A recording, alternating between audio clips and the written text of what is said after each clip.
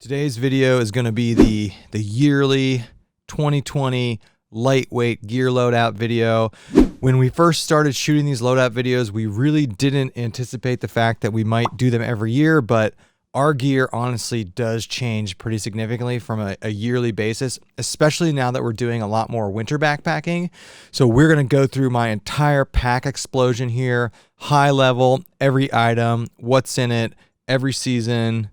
It's a lot of stuff. We will start with the big 3/big 4, just so I can clear some room off of this table. So last year I took the dive back into tent camping for a variety of reasons. I have a video on why I'm doing that. Check that out if you're curious. This year I will be using like a tweener hybrid setup where on some trips I'm going to use the hammock, on some trips I'm going to use the tent. It just really depends on the length of the trip, where I'm going, potentially seasonality, and how injured my legs are from running. But I am going to talk through both of those setups. So the tent setup that I'll be using, at least going forward currently, is going to be the Z-Packs Duplex. Awesome tent. I have a review video on it. Please check that out if you want to hear my thoughts on it. It's a great tent, but I'm looking forward to using it for this year. When it comes to sleeping pads, I have two. I have a Nano-Air Xtherm, and then last year I got the Nemo Tensor insulated sleeping pad. I got this because it is thicker than the Xtherm and it's still insulated. Have a review on this. Check it out if you want my thoughts. But this will be the sleeping pad. I've used this in the winter. It's not as warm as the Xtherm, but you can still use it down into the below freezing. So the Nemo Tensor insulated, long wide, because I'm 6'2", got to pay more for gear. That's going to be the sleeping pad. All right, hammock. That was pretty sweet. Forgot to put that on the table. The hammock. Now I own two hammocks. I own a Dream Hammock Darien and I own a Dutchware Chameleon. I love them both, but because two reasons. One, I've got more accessories for the Dutchware Chameleon, and it's slightly lighter and packs down a little bit smaller. The Dutchware Chameleon in Hexon 1.0 with the Dutchware polypropylene straps and the beetle buckles. That is my hammock setup. I used it last couple weeks ago in Red River Gorge, and it's a great hammock. We've got tons of videos on the Chameleon. Another new piece of gear, hammock related, is we got the LiteAF 12-foot Dyneema tarps with the doors on them. So we're switching from the hammock gear Dyneema hex tarp to the LiteAF the LiteAF tarp with doors. We used it in Red River Gorge, worked flawlessly. So tarp upgrade for this year, the LiteAF tarp. We have a first look video on that. Check that out. Final item of the big 3 is the LiteAF Curve 40. Now, there is going to be a trip this year where I use the Z-Packs Arc Haul. We're going to the Arizona Trail for 8 days, 100+ miles. I might be able to do it with the LiteAF, but packing 8 days of food is a lot of food. So for that trip, I'll probably stick with the Arc Haul. Tons of videos on that. But for over the last year, I've been using the LiteAF Curve 40 in all Stormtrooper white. With his hip belt pockets. Love that pack. That's going to be the pack for this year. Other than Arizona, where I'm probably going to use the Arc Haul, but we'll see. Now I got some room on this table. All right. We don't even need to talk about this. If you've been watching our channel, you know what this is. This is the Helinox Chair Zero, our favorite backpacking chair. And we have the LiteAF Helinox chair bags. And I will say, because he's selling these now officially, Andy and I got the first ones. So, yeah. He's selling these. It's pretty sweet. Helinox Chair Zero. Great chair. A bit fragile. We've both broken them, but Helinox has replaced them for free, so whatever. Camp shoes. I only take camp shoes in the summer and in warm spring. Basically, the temps got to stay above like 50, 55 for me to consider bringing camp shoes. These are the Shama Sandals. They are about 6 to 7 ounces. They're great. They're actually running sandals. You can hike in them too, but they don't come on every trip. Another new item for this year, I finally got some actual bear line. So this is from Hilltop Packs actually. And I believe it's Dynaglide. It's waxy and it slips over the tree branches really easily. So that's why I like it.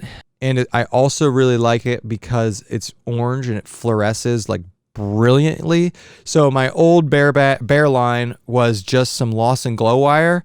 This has the same reflective qualities as glow wire, but it's waxy and it'll slip over the tree branch. So got that from Hilltop Packs. They're not the only place that sells it, but check them out if you want to get some of this. This is also a new item for this season. So I got this last year for my first solo, and all you married guys will appreciate that. If you're going out solo, the wives tend to freak out a little bit. So I got the Garmin Inreach SE Plus. Now Garmin makes a red one of these and a yellow one of these. This is the cheaper version. It's effectively a sat phone that can only text and has a direct SOS function. I am going to keep using this on not solo trips. So for our Arizona trail trip, when we're out for 8 days, now that I have it, the good thing about this item is you can activate the subscription for a month at a time. And when you just pay for a month of the satellite service, it's like 10, 20 bucks. Definitely worth it to be able to text and to be able to call search and rescue whenever you need to. When it comes to cooking, I've got a couple different setups. So, depending on the time of the year, if it's not super cold, I will use the Zelf Fancy Feast stove, and I got a titanium windscreen off of Etsy. Now, I used to use this in the winter. Sometimes I still do, and I have we got these from Lightsmith. This is God, that looks gross. This is a fuel bottle, and it's got a little chamber here that you can measure out and pour certain amounts of fuel. Kind of leaks a little bit, but I do like it, and I do like the fact that you can measure things out. But my alcohol setup is the Zelf Fancy Feast with the Lightsmith little fuel thing, and I use a Tokes titanium coffee mug. This is the 450 ml one. I like it because it's got size degradations on the inside, but this is my like ultralight cook kit. Now, in the winter, I have, for some trips when it's really cold, I've stopped using alcohol because I'm just, winter backpacking is hard. It's hard enough. Splurging an extra couple ounces for a canister setup does make dealing with cooking food way easier. So this is a setup I had actually before I had the Zelf Fancy Feast. This is a Snow Peak mini solo, I think a 3-cup pot. And then they don't even make this anymore. This is an antique. This is the Msr Whisperlight canister stove. So in the winter, I will bring this setup now. And if I'm going with multiple people, so on our last trip, Andy and I, we split the weight of our stove between us, and I will bring this to boil water for both of us. And then for coffee, I'll bring this. And then, yeah, I have the Msr Whisperlight. And then like years ago, we made some koozies, and it's still going strong. And in the winter, I highly recommend a koozie. In the summer, don't really need it. And like I said, in the summer, the stove system is literally going to be this with the Zelf Fancy Feast, with the TI windscreen all rolled up, and it all fits really nicely, just like that. And I have a lid for this too that's on the ground. But in the summer, this is my camping stove setup. It's great. And then in the winter, I've got the bigger Snow Peak. I want to talk about clothes before we keep going. I've got way too many clothes to show in this video, and I'm going to talk about them all. I got some of them. We're probably going to do a separate clothing video, but because we are dedicated winter backpackers now, and because we live in Ohio where the weather is awful, we have so many backpacking clothes. So I'm going to go through them. I'm going to show some of them, not necessarily all of them. We'll start with hiking shorts. We are obsessed with these. We talk about them in like every video. The Patagonia 9 Trails trail running short. That is our dedicated short. We always wear darn tough socks. In terms of shoes, I'm still going with the Ultra Lone Peak 3.5s. In the winter, I have these Salomon GTX3 mid boots. That's a new item for this year. I started using it at the end of last year, but in the winter now, I bring boots, and I bring Gore-Tex boots. I had a couple bad experiences with trail runners in deep winter, so I'm back to boots in the winter. For shirts, I always just bring like a technical tee that I got from like a marathon or a half marathon race. Now, another new item for winter, I can't show you because I'm wearing them. I got another pair, a different pair of insulated pants. I got the Patagonia Nano-Air pants. They're a synthetic insulated pant. I got them for winter backpacking. I don't take the Mountain Hardwear ones anymore. The Patagonia ones are just smaller. They're almost as warm. They're much lighter. They pack down much smaller. And I can use them for other things easier than the Mountain Hardwear ones. But I have the Patagonia Nano-Air pants. I'm wearing them right now. I'm not taking my pants off. I also have the Arc'teryx, I think it's the Alpha SR vest or Alpha SV vest. That's another winter thing.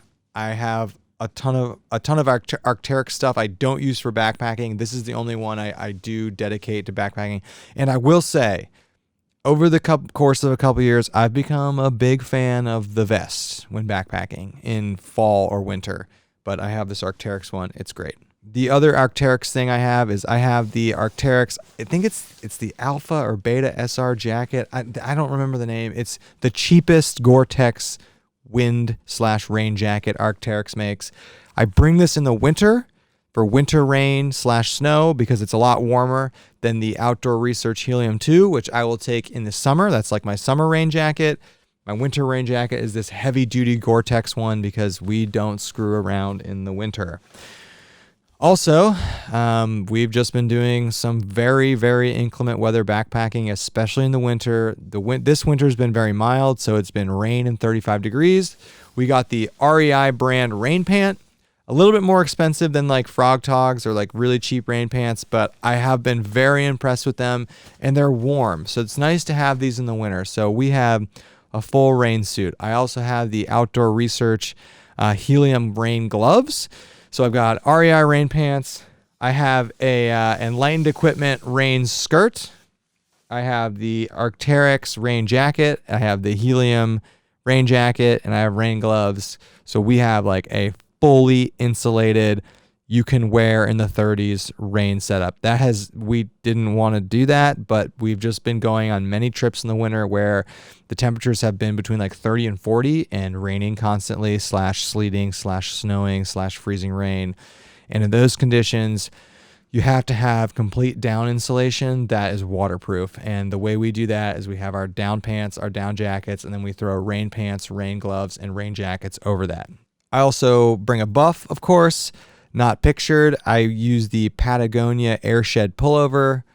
We'll do a whole clothing video. And then I do have a Melanzana hoodie, but honestly, I don't really bring it backpacking that much. I wear it a lot, but it's very big and bulky. And I've got stuff that packs down more and is just as warm. I do love the Melanzana. I wear it all the time, but I honestly don't wear it backpacking as much as I thought I would. Before I move on, we got to talk about the quilts. They're all hanging up behind me, so I'm going to go through my quilt setup. In the hammock, I have a Underground Quilts Zeppelin 20 degree that I use in the winter. I have a Hammock Gear Incubator 20 degree that's straight up not as warm as the Underground Quilts one, but it's lighter and it packs down more. So in the spring, summer, fall, I bring the Hammock Gear Incubator. In the winter, I bring the Zeppelin. I have a 30 degree Enlightened Equipment Revelation Top Quilt.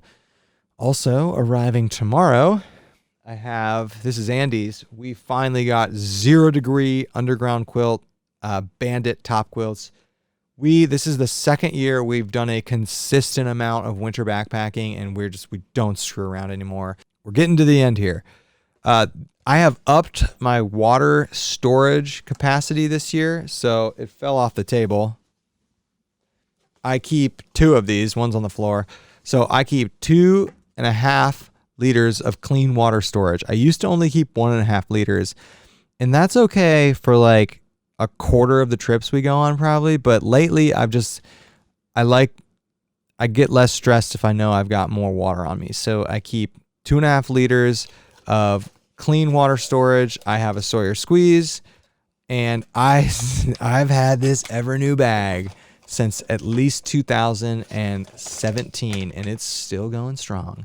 And this is like my 3rd scoop because I keep losing them. But I've got an Evernew 2-liter bag for dirty water that I can't believe this thing still is going. And then the Sawyer Squeeze, and then 2.5 liters of clean storage. Trekking poles. This has been a topic of controversy the last year. These are the Cascade Mountain Tech carbon poles. I have had these since 2017. I tried to switch it up last year and get the Gossamer Gear LT4 trekking poles, and I broke them within 20 miles, the LT5s, and I replaced them and sold them for $200. They weren't getting it done. So $40. I keep saying I'm going to get better ones, but I'm not. I'm going to stick with these things. Why not? And then I have Gorilla Tape on both of them, and our very famous, lovely Ultra Pod stays on the trekking pole. So I'm still rocking these things. They are bomb-proof. They're $40. Best piece of gear for the value money. The Cascade Mountain Techs. Stakes. I've changed those this year. I'm done with titanium stakes. That's just not a titanium item I care about anymore.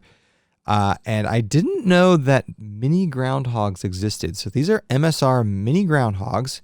I love these stakes. They're shorter and skinnier than Msr groundhogs, but they get the job done. They're aluminum. I carry 6 of them for the tent. I carry 4 of them for the hammock. This is my all around kind of toiletries / electronics bag. I'm going to go through it pretty quickly.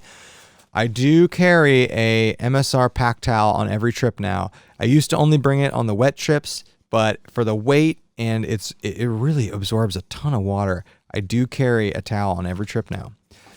Our headlamps, the Nightcore NU25s, love these. Love these headlamps. Depending on the trip, I either take this tiny little Gerber knife or I take the tiniest Swiss Army knife I can imagine. Usually it's this one because it's got scissors built into it. I have gone back to carrying the Anchor 1000 Mah Charger. I have a 10,000 or 10,000. This is an Anchor 10,000 Mah, sorry. And I do have an Anchor 20,000 that'll come with me on the long trips. I will bring this if it's over 2 nights. I will bring the Anchor. This is a LiteAF first aid bag that I keep a lens wipe in, and I keep a spare battery for the camera. The cameras, we've got tons of videos on these. The Canon M50s, the Canon EOS M50 with the 22 millimeter f2 lens. It is the best backpacking mirrorless setup in my opinion for the weight. Also in this bag, I carry a spare lighter, just a Bic. This is my all-around bag, so I'm not going to go through the whole contents. My first aid kit, extra chapstick, 2 things of extra chapstick, a folded razor blade, mouthwash, another extra lighter with LK tape.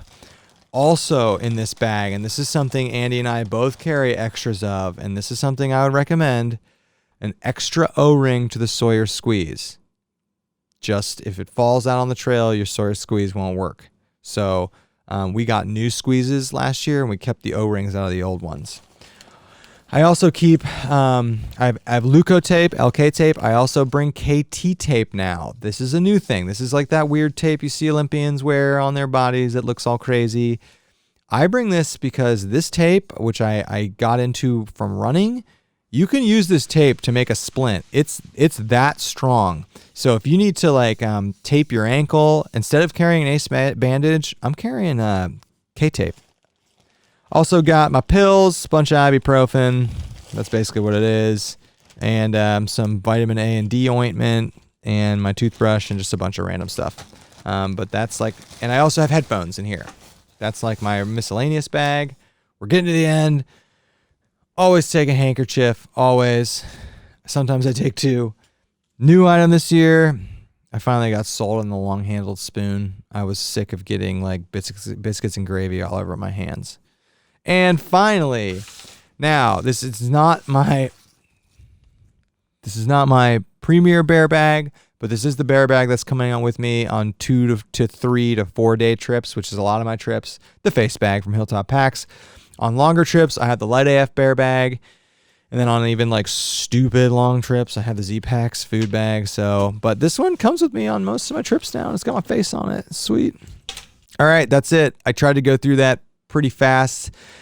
It's a lot of gear. And because we're going in the winter, it's a lot of gear. Total base weight is right around 11 pounds with the duplex. And if I cheat on the camera gear, which I don't, it's possible for me to be below 10. It is. But I always count camera gear as carried weight. Some people don't. I don't know why. But this is the lightweight gear loadout, around 11 pound base weight, using it for 2020. Let's know about your gear loadouts, and we'll have Andy doing a separate gear video, and that's all we got.